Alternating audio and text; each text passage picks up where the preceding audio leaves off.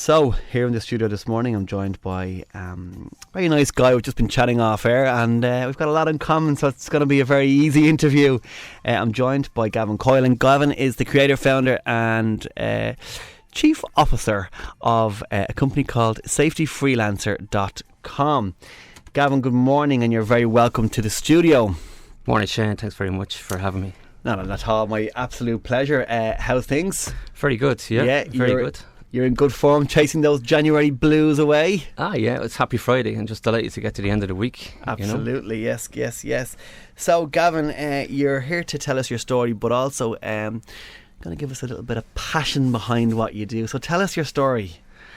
Oh, well, I suppose from the start, I was born in Newcastle. My mother and father, my mother would be from Clondalkin, my father's from Arbor Hill.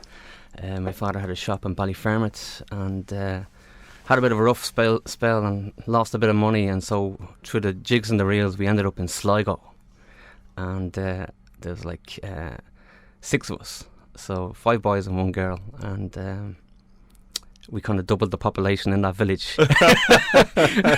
Nothing wrong with Sligo, hey? No, but it was unique. If you go down to the west of Ireland now, you know, you'll find a lot of Dublin people that have, you know, moved away from hectic life or whatever else, and they see it now as a more of a work-life balance or a life balance.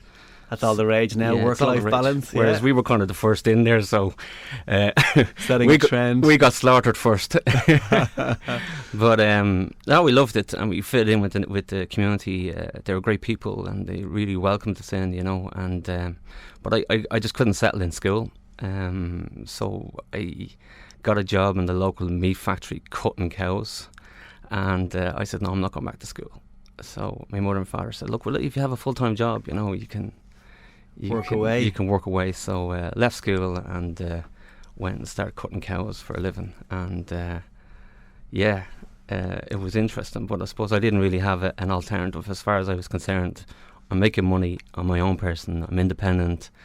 I'm not going back to school because of X, Y and Z, and had a great life. And this guy came up to me one day and he tapped me on the shoulder and he said, you're absolutely crazy, like, what are you doing to yourself? Because I was covered in whatever. And he said, I've been watching you for the last 6 or 7 months. He says, you know, you need to come work for me. He says, you don't belong in the meat factory. Like, you know, everyone around me was like 10, 15, 20 years older than me. You know, that was their life. So I went working with this guy, and I earned really good money. Like, I couldn't believe the money that I was earning at the time. What were you doing? He was doing engineering, and he was the engineer looking after the plants, the meat plant. But I didn't realise that he ran a number of different plants, looked after them all, and he was a highly successful guy. And for whatever reason, I must have stood out as this young little boy taking on a beast with a knife. So he really looked after me, but my parents were kind of always coming back to me going, look, you need to go back to school, get an education, at least get the leaving cert, you know. So my brother had just finished school, so I said, look, to the guy, the boss, I said, would you mind taking on my brother? I'm going to go back to school.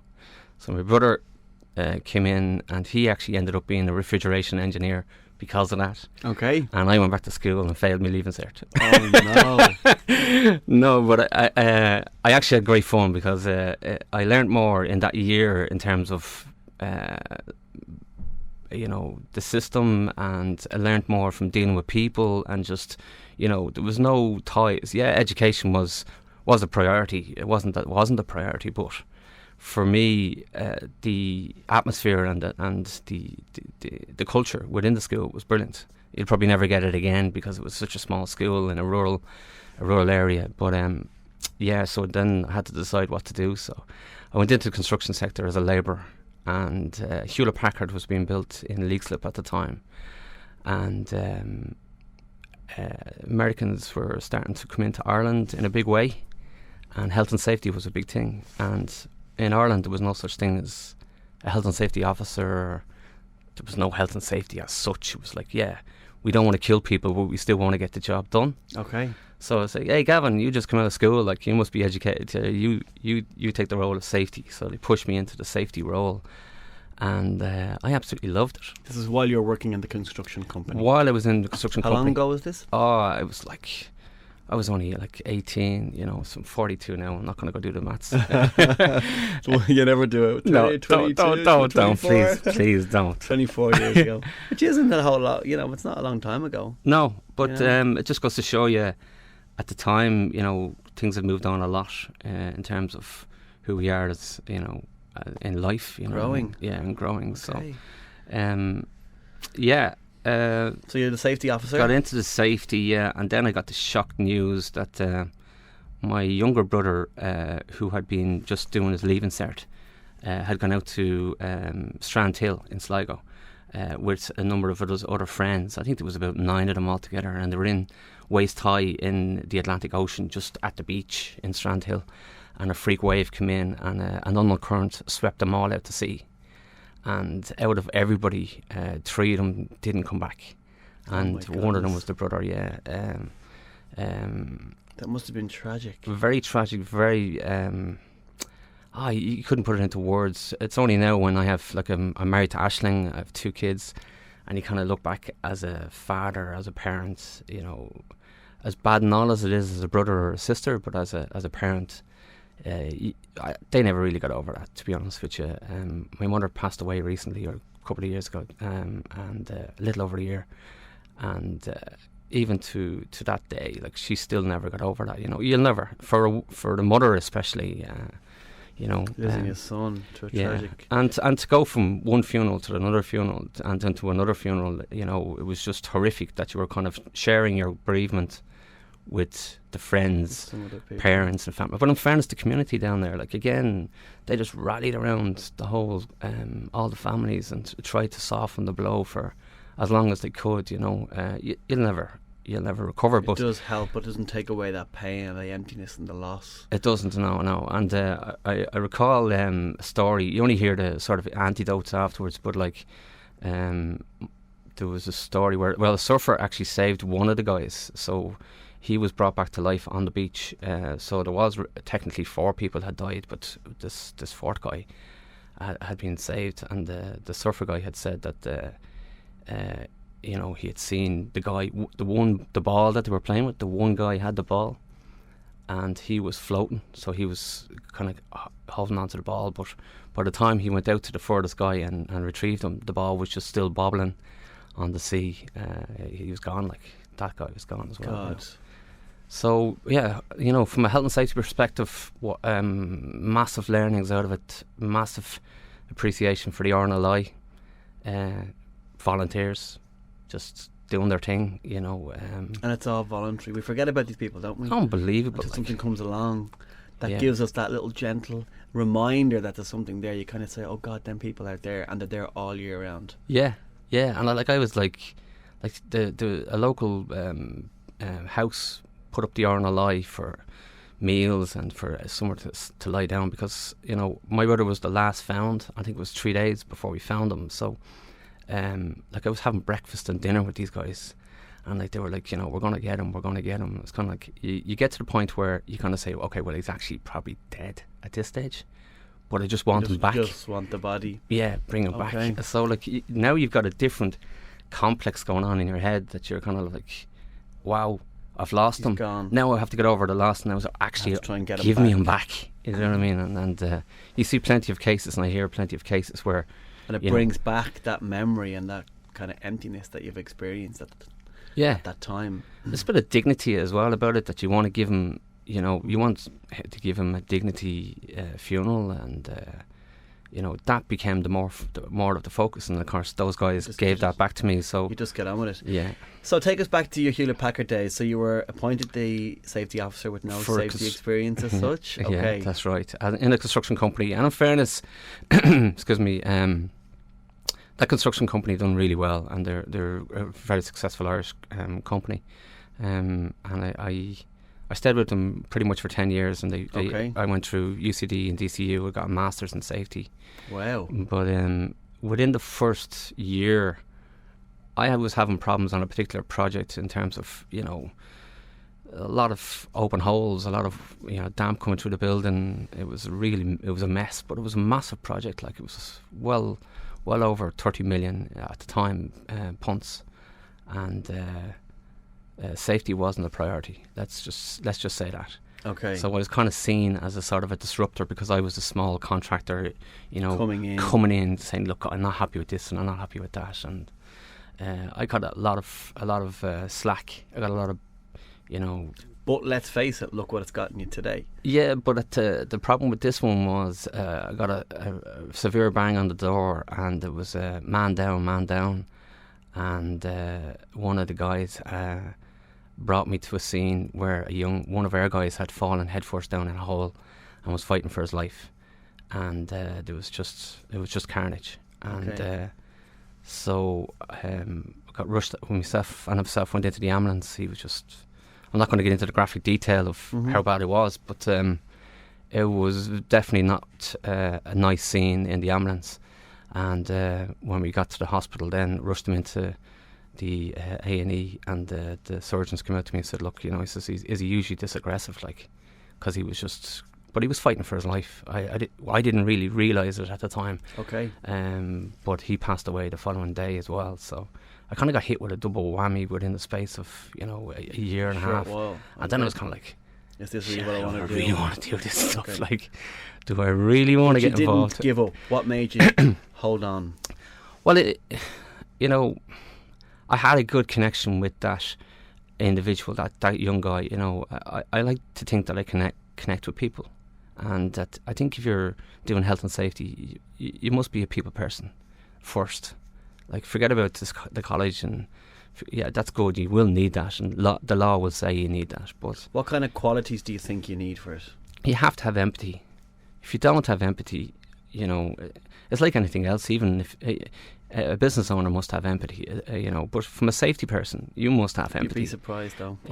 I do. Yeah. I'm extremely empathetic, Yeah. But and it's something that I would always recognise in others. But I think it's a very, very, very important value to have throughout life. Yeah, I agree 100%. Yeah. Like personally and in the workplace, but more so in doing a role like what you're doing. Yeah. I would imagine it's vital. But if you ask a firefighter, why does he do that every day, or why does she do that every day? They can't tell you really, but they just know that they get an enjoyment out of it. Like, it's not as if it's work. You've got to be happy in your workplace. Yeah, you got to be happy. You can't. All right, I fell into it and I kind of made a career out of it, and I've done successful out of it. But it was the path that you were guided towards. Look, if it's for you, it'll find you. So after 10 years, you left Hewlett Packard. Left the construction with your college site in degree and your cert and your cap and gown and all that. I stayed with that company for 10 years. Yeah. Okay. What happened next? Decided to go out, went and set up a business with another guy, and stuck at that for about 6 years. And then myself and Aisling said, you know what, let's just do this together and go on a different path. And we just wanted to supply really good, talented people, safety people, to certain sectors. Okay. And do a small bit of consultancy. So was this recently, or how long that was ago in 2011. Okay. So almost 10 years ago. Yeah. Okay. Jeez. Wow. I know, it's crazy. Time is just flying by. Yeah, wow.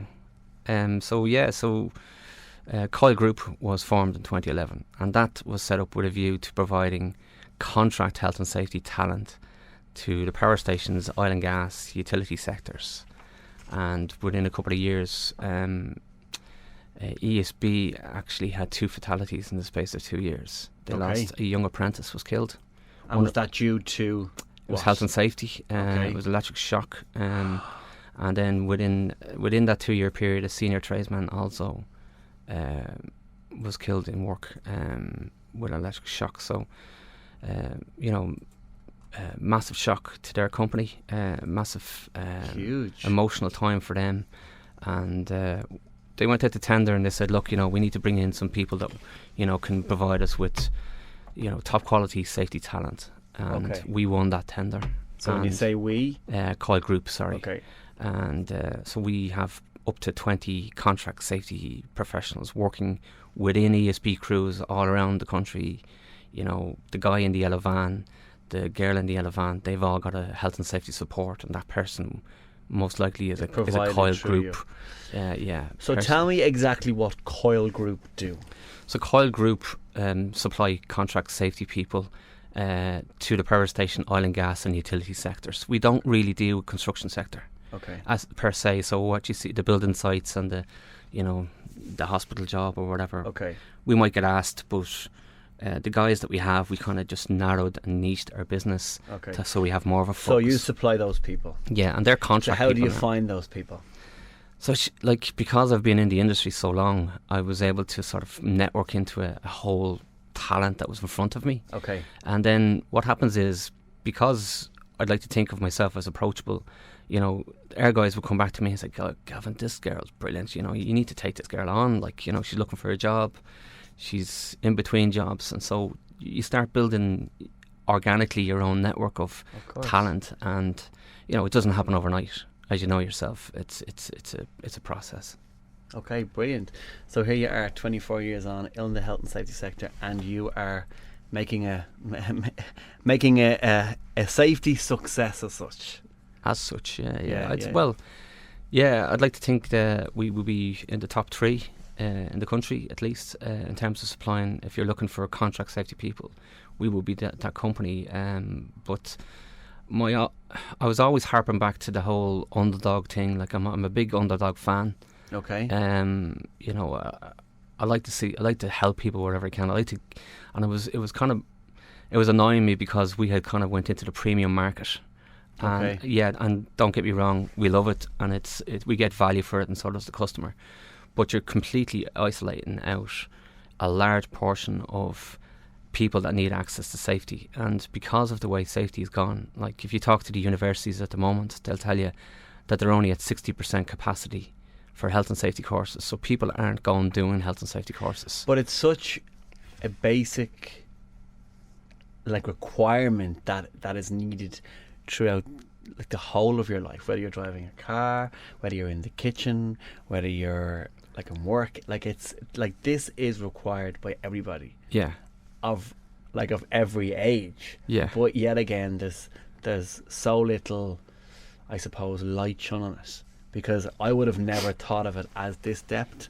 I know that you have to do a safety pass for a site, which is a 1 day, and then you have to do a forklift safety thing, whatever. That's all I would know. But to this extent, I just thought companies had a section like HR, like finance, like kind of accounts, and they had a small section that looked after safety, and it was just kind of touched on.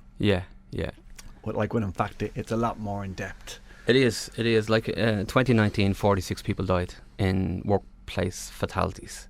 So, and let's face it, that's not good. But they may have been prevented if better safety had been put in place. Absolutely. But the statistics, Shane, are saying that less than 10 employee companies are having most of these fatalities. And so I'm not getting to those people because I'm on a different business model. So what are you saying? The little small independent retailers? Yeah, the shop. The little coffee shop on the corner. Local coffee shop on the corner, the restaurant, the hotel, the construction company. There's 46,000 construction companies registered in Ireland. Wow. But there's only 1,500, I think, in the CIF, the Construction Industry Federation. So that's not worse. If you had a magic wand in your hand, what would you do in relation to safety and these companies? These companies that need safety? Yeah. Well, so that's why we set up SafetyFreelancer.com. Oh, what a plug, Shane. How did you get that one in? You kind of led me right down the path on that one. I'm not good at what I do. I'm absolutely fantastic. I'm just kidding. Go ahead. So, SafetyFreelancer.com. So look at Uber at the moment, for example. The biggest taxi company in the world without owning any taxis. Yeah. Mm-hmm.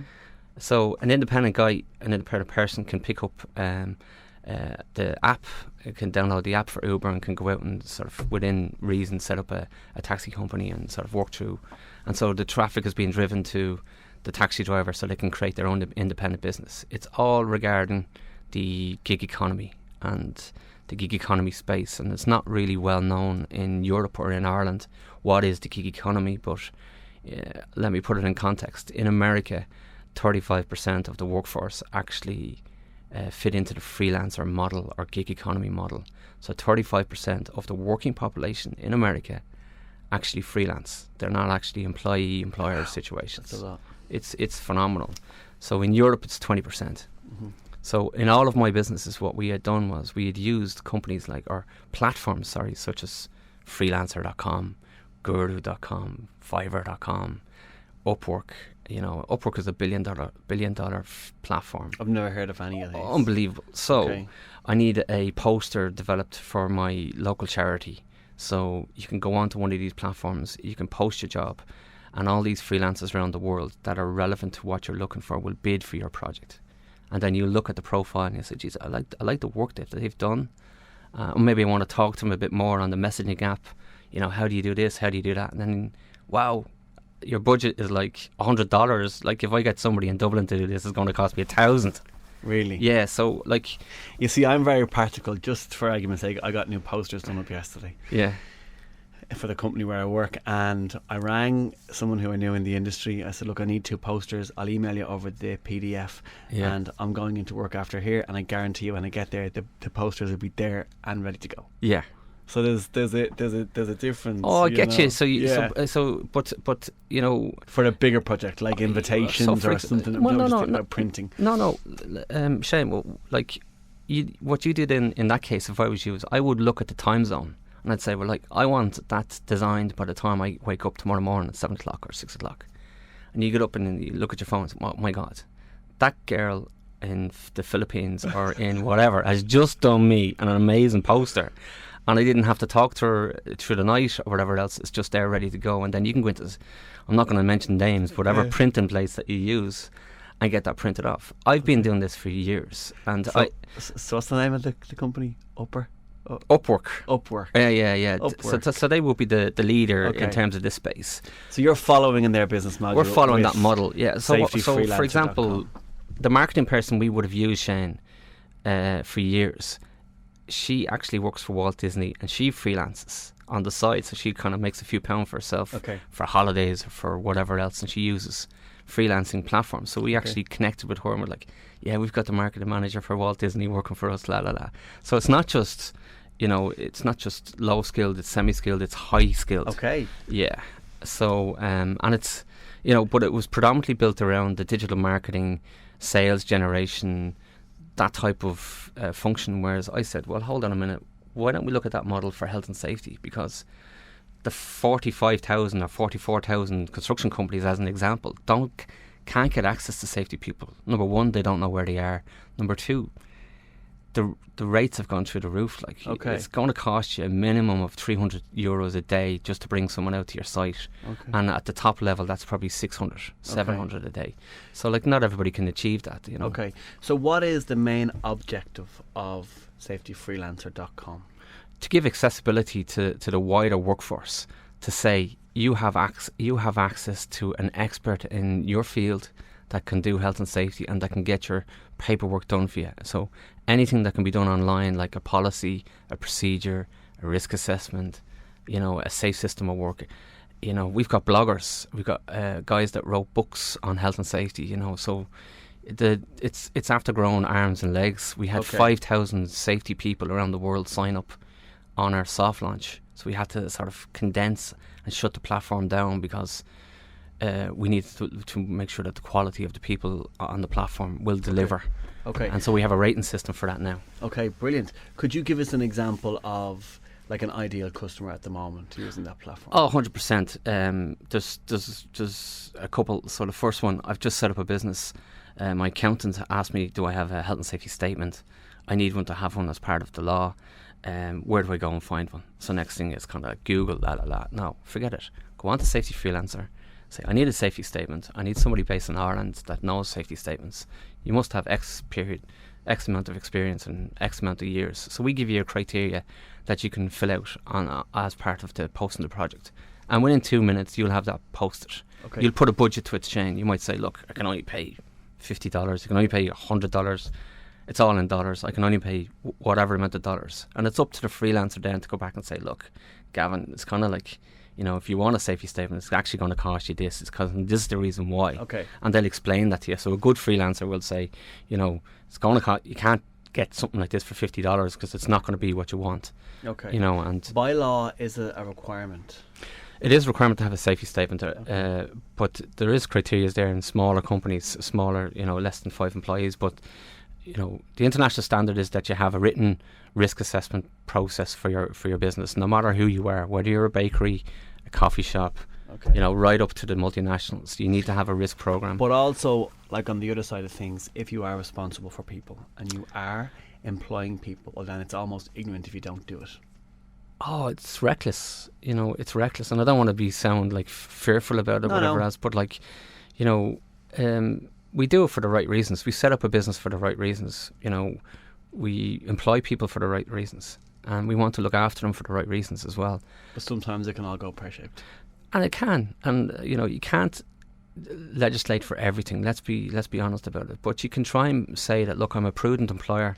I actually care about people, and I want them to come to work, and I want them to be safe, and I want them to go home safe. And how do you demonstrate that? It's important. Is it just word of mouth? It can't be just word of mouth. And with the claim culture that's going on as well in Ireland, and the industry, the insurance industry, just absolutely hammering everybody, as we all know, with crashes and stuff like that. This is making business owners' life a lot more difficult. So we're business to business model, and we're there to try and reach out to people to say, look, I can get you somebody that has a specific knowledge, say for example in a creche, but they're sitting in Canada or America, but they've done all this before, and they can sort of simple, straightforward. Yeah, and you can just pick a budget that's in your mind that you can work with within your own framework as a company, so that it doesn't damage your business. Because taking on a health and safety person now out of college, they're going to get anywhere between 25 and 35,000 euro starting off out of college. So they'll be happy with the extra few bob to do up a little bit of work on the side, if the case may be. Well, they would, and you wouldn't believe the amount of people that are in full-time employment that have signed up to the platform looking for extra income because of the world we live in at the moment. Rate of pay, absolutely. You wouldn't believe the amount of mothers and fathers, stay-at-homes, that are actually on the platform, that have signed up onto the platform because they can't go back to work. And you know what, as I've said as well, safety is very important. So if anything, you're doing yourself a favour, because you're covering yourself and you're putting prevention in place. Yeah, 100%. It's a no-brainer. Gavin, to anybody, just before we finish up, to anybody listening that may have a desire to follow a path of becoming a safety officer, or studying the whole safety module, what would you say to them? I would definitely encourage anyone that's looking, in that area to get in touch with the colleges, like UCD, for example. I don't want to plug any particular college, you're just giving but they would be in the Dublin area. UCD would be the leader in terms of David O'Dwyer is out there. He's happy to listen to anybody. He'll go through the program, and it's a massive career. We've a massive shortage in Ireland. I'm making a call out. Basically, we need more health and safety people. There's not enough health and safety people in Ireland to sustain the level of growth, hence SafetyFreelancer. Okay. But environmental is also a big thing, as we all know, with climate change going on at the moment, and we've seen a massive rise in the need for environmental as well. So you can actually get a course that is environmental and safety mixed together. Okay. If there's anybody listening and they have a small business and they're looking to get a safety statement, or they're looking to get a little bit of safety security put in place, what would you say to those people? Well, what I would say is go on to www.safetyfreelancer.com. Sign up. It's free to sign up for business owners. It's free to sign up for freelancers, and just post a project and start engaging with the freelancers as regards, and they'll tell you what you need, because there's plenty of Irish people on that platform that can fulfill the need. And there's a support mechanism on the platform as well, that you can contact us through the platform and say, look, I'm actually looking for a bit more guidance, can you give us a bit more support?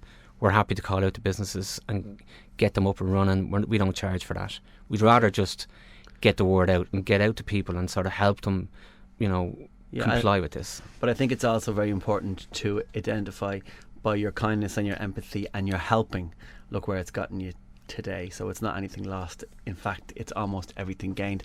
Gavin, before we go, anyone that wants to get in touch with you, how can they reach out to you? So Gavin at SafetyFreelancer.com is the best one, and I'll take any direct messages and I'll speak to whoever needs to be spoken to. And you're also on Facebook as SafetyFreelancer. Facebook, Instagram, Twitter, Safety Freelance. SafetyFreelancer.com.